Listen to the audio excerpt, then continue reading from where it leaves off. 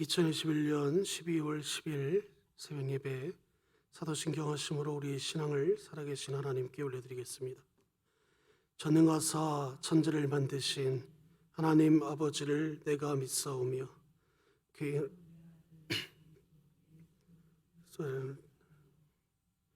성령으로 잉태하사 동정녀 마리아에게 나시고 본디오 빌라도에게 고난을 받으사 십자가에 못 박혀 죽으시고 장사한 지 사흘 만에 죽은 자 가운데서 다시 살아나시며 하늘에 오르사 전능하신 하나님 우편에 앉아 계시다가 저리로서 산 자와 죽은 자를 심판하러 오시리라. 성령을 믿사오며 거룩한 공예와 성도가 서로 교통하는 것과 죄를 사하여 주시는 것과 몸이 다시 사는 것과 영원히 사는 것을 믿사옵나이다. 아멘. 찬송가 438장 찬양하겠습니다.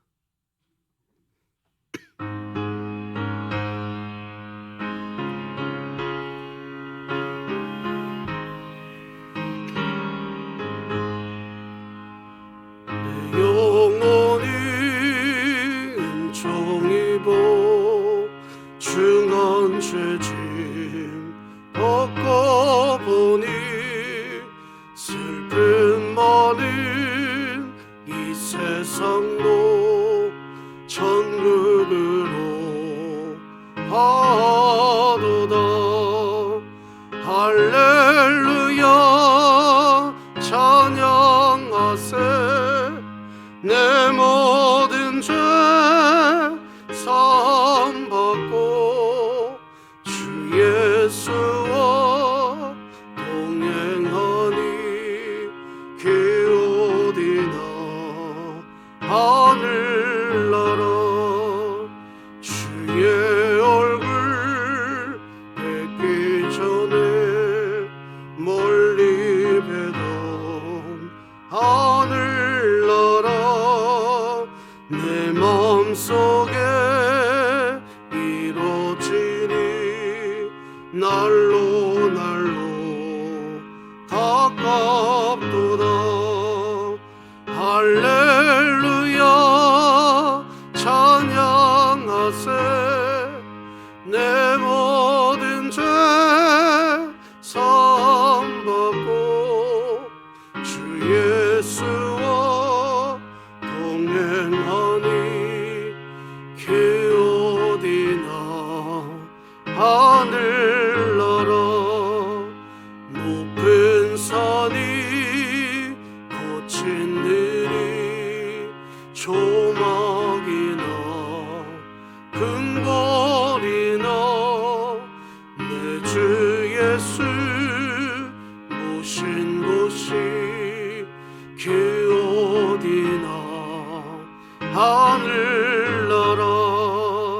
할렐루야 찬양하세.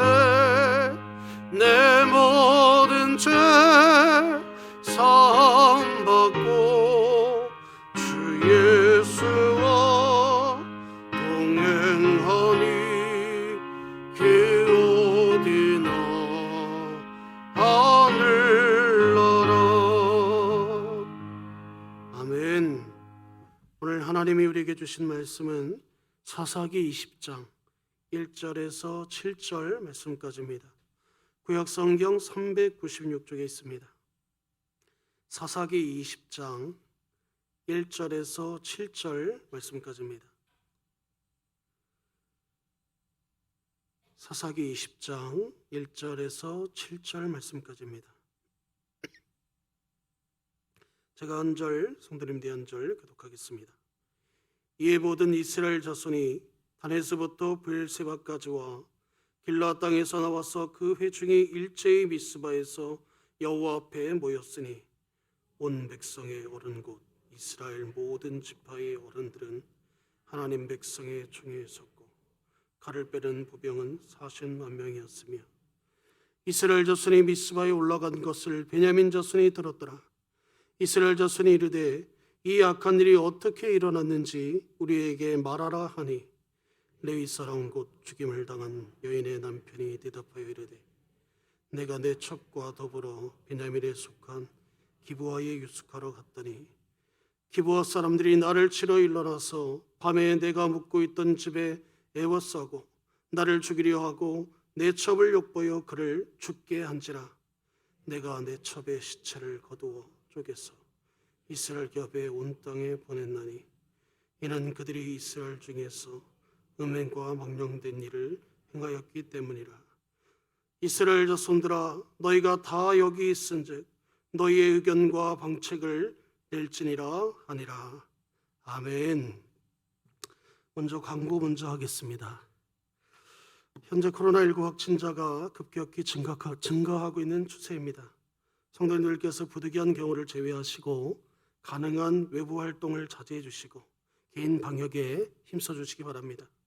또한 예배당 출입 시 화상 체크, 손소독, 마스크 착용, 거리 두기를 철저히 지켜주시기 바랍니다. 우리 시간 믿음의 선포 먼저 하겠습니다. 준비 시작. 하나님의 말씀이 나를 신방하게 하라. 이 또한 지나가리라. 아멘. 함께 또 얘기하겠습니다. 주여, 주님의 뜻을 이루시고 이 땅을 코로나로부터 회복시켜 주소서. 아멘. 우리 3분 기도 사역을 계속 진행하고 있습니다. 우리의 신앙과 우리의 고백이 이 3분 기도 가운데 온전히 녹여지기를 주님으로 축복합니다. 오늘은 한 사람의 기질이 공동체를 무너뜨린다라는 제목 가지고 함께 은혜 받는 시간 갖겠습니다. 성도님들 혹시 2009년에 개봉했던 김씨 표류기라는 영화를 혹시 보신 적 있으신가요? 오늘 그와 비슷한 이야기 하나로 설교를 시작하려고 합니다. 먹을 것과 마실 것이 없는 이런 섬이야 바로 미지 섬이라고 표현하죠. 하루는 영국인과 캐나다인 그리고 촌사람 하나가 바로 이 미지 섬에 표류되었습니다. 그것에 먹을 것이라고 하는 건 이 코코넛 열매로부터 얻는 것이 전부였고 며칠이 지나자 그들은 절망에 빠지기 시작했습니다. 그러던 어느 날 램프 하나가 해변에 밀려와 영국인이 그것을 집어들었습니다. 이게 뭔가 생각하고 램프를 문지르자 이 지니가 튀어나와서 각자에게 하나씩 소원을 들어주기로 약속했다고 합니다. 눈이 휘둥그레진 영국인이 이렇게 말합니다. 나는 시골집으로 돌아가고 싶어요. 지니가 손가락을 탁 튀기자 이 영국인은 정말 집으로 돌아갔습니다. 이걸 본 캐나다인이 이렇게 말합니다. 나도 내 집으로 돌아가고 싶어요.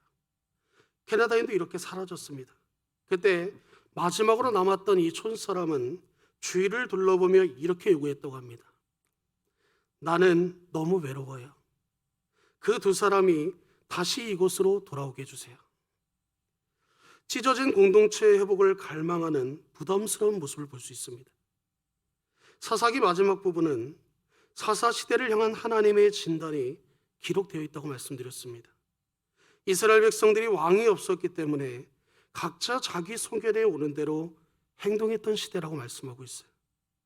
그래서 우리는 오늘 본문을 볼 때 도대체 이스라엘 백성들이 왕이 없이 도대체 무엇을 자기 소견에 오른 대로 행했는가를 함께 살펴봤으면 좋겠습니다. 오늘 본문은 그들이 공동체를 자기 마음대로 찢어놓고 있는 모습을 먼저 볼 수 있습니다. 개인적인 보복을 위해 옳은 일을 한다는 명분으로 악에 받쳐서 무조건 부딪히고 보자는 이런 심보로 공동체가 아픔을 겪고 갈기갈기 찢겨지는 그 내용이 오늘 본문의 말씀입니다. 왕이 없었기 때문에 공동체를 자기들 마음대로 찢어놓고 있는 것입니다. 오늘 우리에게 이처럼 공동체에 찢어놓는 모습들이 없는지 오늘 말씀을 통해 우리 모두가 공동체에 대한 하나님의 마음을 어떻게 해석하고 어떻게 받아들일 것인지를 잠시나마 함께 살펴봤으면 좋겠습니다. 오늘 본문 1절 말씀을 다시 한번 보겠습니다. 이에 모든 이스라엘 자손이 단에서부터 브엘세바까지와 길라 땅에서 나와서 그 회중이 일제히 미스바에서 여호와 앞에 모였으니. 오늘 본문은 19장에 대한 스토리가 이어지는 말씀입니다. 한 레위 사람이 도망간 첩을 데려오는 과정에 이 베냐민 기브아에서 일어나는 사건을 기록하고 있잖아요. 그때 기브아의 불량배들이 몰려와 이 동성 성관계를 요구했고 이를 모면하기 위해 자기 첩을 내어줬습니다. 그 첩은 밤새도록 이러한 성적인 폭행을 당한 후에 그날 밤에 새벽에 미명에 보면 어제 말씀에 나왔듯이 그 문 앞에서 죽었다고 말씀하고 있어요. 이때 레위 사람은 그 문제를 보복하기 위해 이 첩의 시체를 12덩이로 나누어 각 지파에게 보냈다고 말씀하고 있습니다. 이것을 본 모든 이스라엘 사람들은 굉장히 흥분했고 함께 모여서 해결하자고 이야기했습니다. 오늘 본문은 이 사건을 해결하기 위해 이스라엘 총회가 모이는 그런 장면으로 시작하고 있습니다. 1절에 모든 이스라엘 자손이 모였다 이렇게 말씀하고 있죠. 단에서부터 브엘세바까지라는 말은 우리나라식으로 말하면 백두에서 한라까지라는 표현입니다. 단은 가장 북쪽에 있는 지명이었고 브엘세바는 가장 남쪽에 있는 지명입니다. 또 길라 땅이라는 이 요단 동편 땅에 거주하던 바로 사람들, 즉 이스라엘 백성들을 의미하는 거예요. 그래서 이 표현은 전국 사방에 흩어져 있던 이스라엘 백성들이 한 자리에 모였다는 말입니다. 그런데 그들이 일제히 모였고 여호와 앞에 모였다 이렇게 표현하고 있어요. 일제히라는 표현은 8절과 11절에도 계속 나오는 표현입니다. 사사도 없었고 왕도 없었을 때임에도 불구하고 한 사람처럼 일사불란하게 움직였다는 것은 참으로 대단한 일입니다. 그리고 여호와 앞에 모였다는 것은 그들이 지금 하나님의 법궤나 성막을 지금 이곳으로 이동시켰다는 것을 의미하는 거예요. 이스라엘 백성들은 비상시국이 아니면 함부로 법궤를 이동하지 않습니다. 당시에 이 성막과 법궤는 우리가 아시다시피 실로에 있었어요. 그것을 미스바로 옮겨왔다는 것은 지금 나라가 비상시국이라는 것을 느끼고 그들이 이 일을 행했다는 것입니다. 이어서 본문 2절 말씀도 함께 보겠습니다. 온 백성의 어른 곧 이스라엘 모든 지파의 어른들은 하나님 백성의 총회에 섰고 칼을 빼는 보병은 40만 명이었으며, 여기 이 모임이 하나님 백성의 총회라는 것을 밝히고 있어요. 그런데 온 백성의 어른들만 모인 것이 아니라 칼을 빼는 보병이 40만 명이 함께 모였다 이렇게 굳이 왜 표현했을까요? 칼을 빼는 보병이 함께 모였다는 것은 이미 이 회의를 하기 전에 그들의 생각이 무슨 생각이 있었는지를 아주 잘 보여주는 표현인 겁니다. 다시 말해서 칼로 베냐민 지파를, 이 자손을 징벌하겠다는 거예요. 그것도 40만 명이나 모였다는 것은 그들의 분노와 의지가 얼마나 강력했는지를 부분적으로 잘 보여주고 있는 겁니다.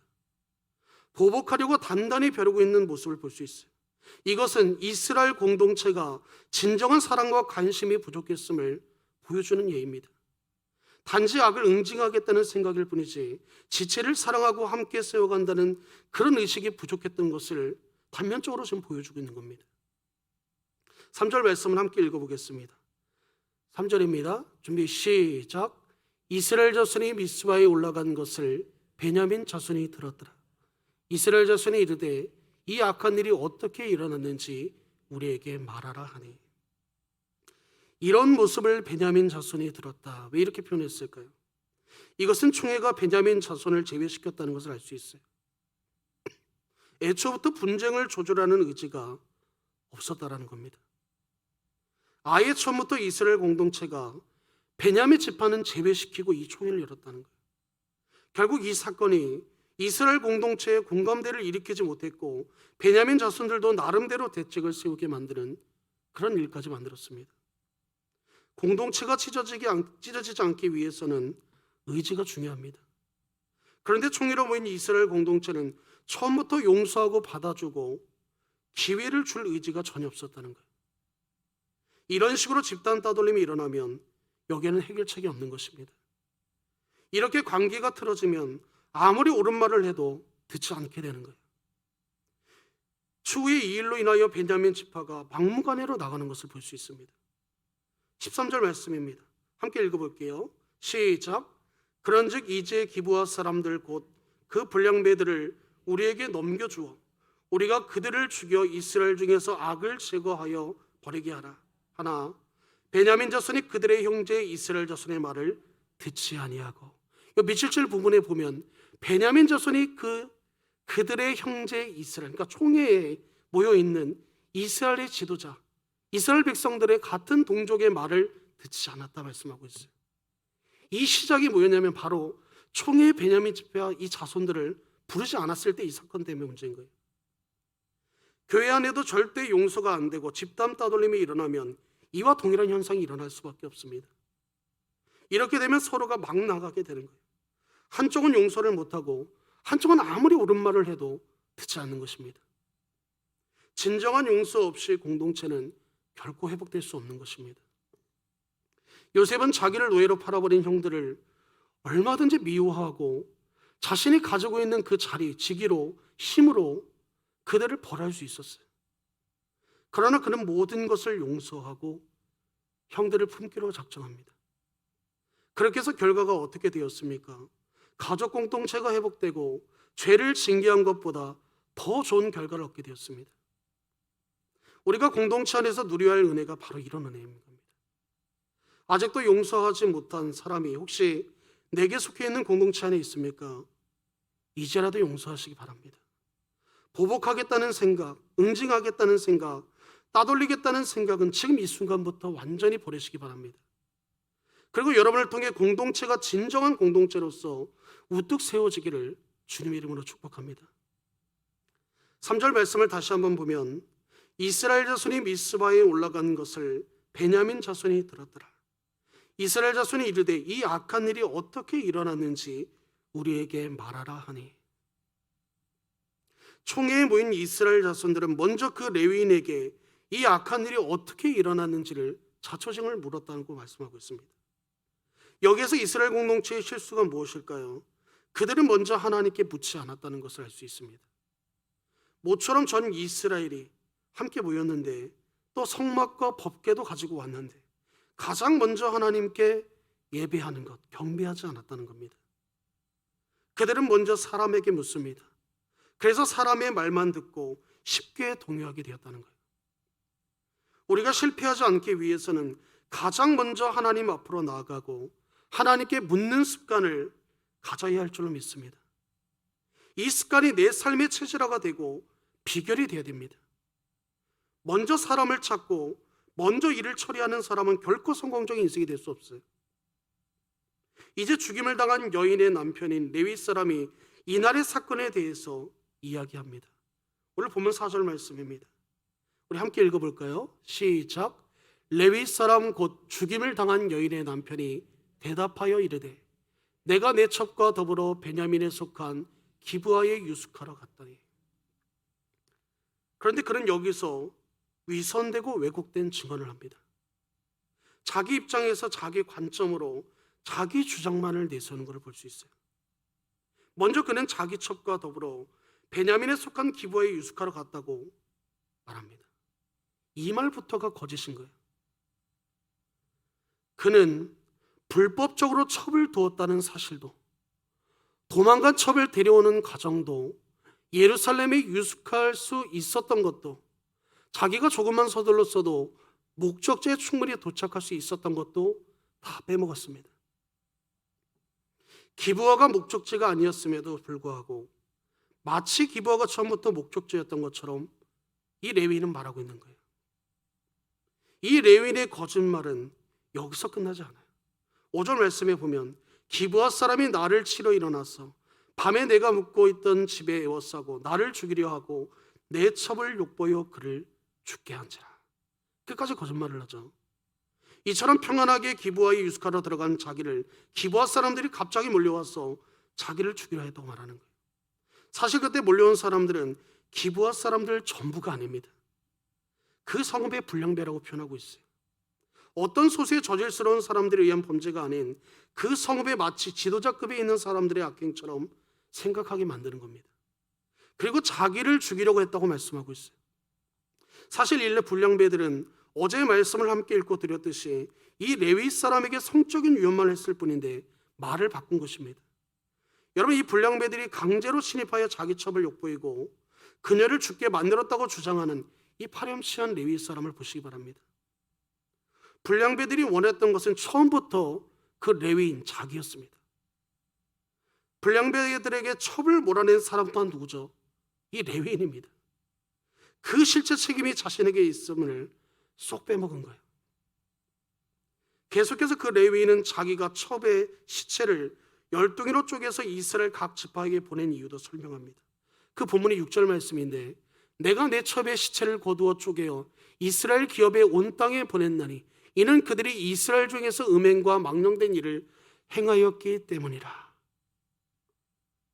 이는 그들이 이스라엘 중에서 음행과 망령된 일을 행하였기 때문이라고 밝힙니다. 그러나 과연 그럴까요? 정말 기브아의 죄가 안타까워서 이 레위인은 모든 백성들의 그 마음을 경종을 울리기 위해서 이런 일을 지금 자행하고 있는 것입니까? 실제로 기브아의 죄가 안타까워서 이런 일을 자행한 게 아닙니다. 단지 혼자 견디기 너무 억울했기 때문에 가장 자극적인 방법을 사용했던 거예요. 그러니까 개인적인 원한을 갚기 위해 지금 이스라엘 총회를 소집한 겁니다. 그런데 마치 베냐민 자손이 공동체를 더럽히는 망령된 죄악을 행했기 때문에 이렇게 했다고 말하고 있는 거예요. 이제 이 레위인은 이스라엘 자손들에게 신속하게 결정할 것을 지금 요구하고 있습니다. 그것이 7절 말씀인데 우리 함께 읽어보겠습니다. 시작. 이스라엘 자손들아, 너희가 다 여기 있은즉 너희의 의견과 방책을 낼지니라 하니라. 그렇게 공동체 안에 문제를 잔뜩 만들고 백성들의 자극을 시켜놓고 그 레위인은 이제 이 무대에서 사라져버립니다. 그렇게 해서 자기는 편하게 잘 지냈는지 모르겠어요. 그러나 이스라엘 공동체는 어떻게 되었습니까? 오늘 우리가 살펴보지는 못하지만 뒷이야기를 조금 살펴보면 베냐민 지파의 1, 2차 전투에서 이스라엘 군대가 4만 명이 전사했습니다. 또한 3차 전투에서는 베냐민 지파가 600명을 제외하고 전원 다 사망했어요.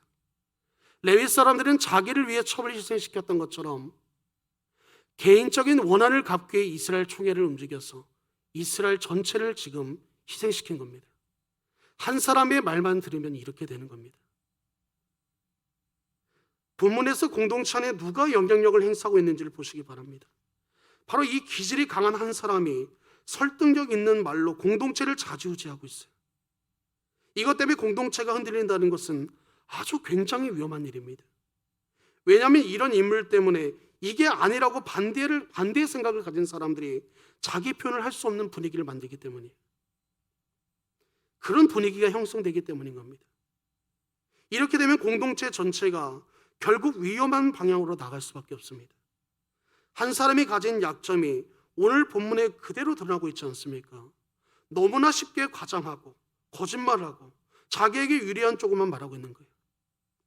결국 공동체의 유익보다 자기 개인의 유익을 위해 지금 영향력을 행사하고 있는 것입니다. 만약 우리 진흥교회 공동체가 소수의 사람에 의해 좌지우지되는 공동체가 된다면 당시 이스라엘 백성들이 이 총회로 모여서 이런 위험한 공동체의 길을 걷는 것과 별반 다를 것이 없을 것입니다. 공동체는 먼저 하나님을 찾고 하나님의 뜻을 구해야 될 줄로 믿습니다. 이런 면에서 기질이 강한 소수의 사람에 의해 이끌려 다니는 공동체가 되어서는 결코 안 된다는 거예요. 우리 진흥교회는 인간의 뜻에 의해서 찢어지고 갈라지는 그런 공동체가 아니라 무슨 일이든지 먼저 하나님을 찾는 공동체, 사람의 뜻이 중심이 아닌 하나님의 뜻이 중심이 되는 공동체가 되어 정말 하나님이 기뻐하시는 진정한 가족 공동체가 되기를 주님의 이름으로 축복합니다. 기도하겠습니다. 하나님 아버지, 천하고 감사합니다. 오늘 이 이스라엘 총회로 모였던 이스라엘 전체 공동체의 이 사건을 통하여 이 한 사람의 이 말에 의해서 동족 간에 서로가 서로를 죽이고 서로에 대한 그러한 신뢰와 서로에 대한 그 사랑을 어디서도 찾아볼 수 없는 이 사건을 보게 됩니다. 하나님, 오늘날 이 시대를 살아가는 우리의 마음과 우리의 중심 안에도 아버지 하나님, 내 마음과 내 뜻대로 되지 아니하면 함부로 사람을 배제하고 미워하고 정죄하고 시기하고 함부로 우리의 생각대로 판단해버리는 우리의 그러한 악행은 없는지 오늘 말씀을 통하여 돌아보게 하여 주옵소서. 이제는 정말 내 뜻대로, 내가 원하는 대로, 내가 원하는 방향대로 살아가는 것이 아니라 정말 진정으로 하나님의 뜻을 먼저 찾고 하나님께 먼저 엎드리고 하나님이 무엇을 나를 통하여 일하기를 원하시는지를 먼저 돌아보게 하여 주옵소서. 이제는 정말 진정으로 내 안에서 정말 무엇을 하든지 먼저 하나님을 찾는 공동체로서 사람의 뜻이 중심이 아닌 하나님의 뜻이 늘 중심이 되어 살아가는 우리 주님께 모든 성도님들이 되게 하여 주시옵소서. 이제 하나님 2021년 한 해도 정말 얼마 남지 않았습니다. 지난 한 해 동안에도 하나님 지켜주시고 정말 우리가 오늘날 이 자리에 오기까지는 우리의 어떠한 선행과 착함과 우리의 어떠한 대단함도 아닙니다. 하나님의 한량없는 은혜요, 우리의 제약된 그 모습 가운데에도 어떻게 해서든 하나님은 고치시고 깎으시고 다시 세우셔서 이 자리에 앉히셨음을 또한 믿습니다. 하나님, 오늘 이 말씀이 우리의 마음과 우리의 심정에 아버지 하나님 경종을 울려서 정말 하나님 우리가 어떻게 살아가야 하는지를 반드시 분별하여 살아갈 수 있도록 주님 함께하여 주시옵소서. 하나님, 오늘도 주신 이 말씀 가지고 살아갈 때 하나님의 놀라운 은혜가 있게 해주실 것을 믿고 감사하며 이 모든 것 우리 주 예수 그리스도의 이름으로 간절히 기도하옵나이다. 아멘. 주기도문하겠습니다.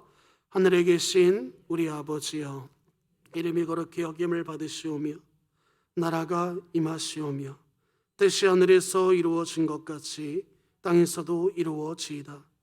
오늘 우리에게 일용할 양식을 주시옵고 우리가 우리에게 죄 지은 자를 사하여 준 것 같이 우리 죄를 사하여 주시옵고 우리를 시험에 들게 하지 마시옵고 다만 악에서 구하시옵소서.